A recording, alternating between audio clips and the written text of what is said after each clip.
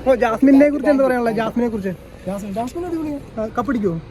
Cup ആര് വേണേൽ അടിക്കുക അതിനകത്ത് ആർക്കും അങ്ങനെ ഒരു ഇമ്പോർട്ടൻസ് ഇതുവരെ വന്നിട്ടുണ്ട് എനിക്ക് പേഴ്സണലി തോന്നുന്നില്ല. സോഷ്യൽ മീഡിയയിലാണെങ്കിലും അങ്ങോട്ടും ഇങ്ങോട്ടും ആസ് യൂഷ്വൽ PR ഫൈറ്റ്സ് നടക്കുന്നുണ്ട്.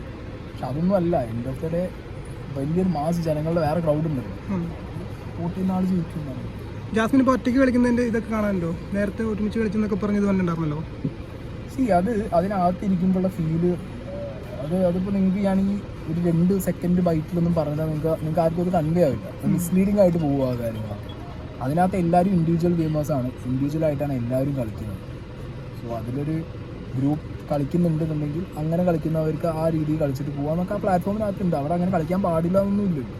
നമുക്ക് ആ ഗെയിം എങ്ങനെ വേണേൽ എക്സിക്യൂട്ട് ചെയ്യാൻ പറ്റും. എൻ്റെ ഓഫ് ദ ഡേ ഇതൊരു ഗെയിമാണ്. വേണമെങ്കിൽ അത് ഗെയിമായിട്ട് മുന്നോട്ട് കൊണ്ടുപോകാം, റിയലായിട്ട് മുന്നോട്ട് കൊണ്ടുപോകാം. അത് ചോയ്സാണ്.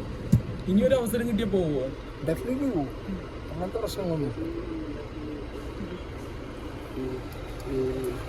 സിനിമ എന്ന് പറഞ്ഞിട്ടില്ല. താങ്കൾ പറയുന്നത് ഇപ്പൊ പൂച്ചക്കുട്ടിയായി പോയി എന്നാണ് പറയണത്.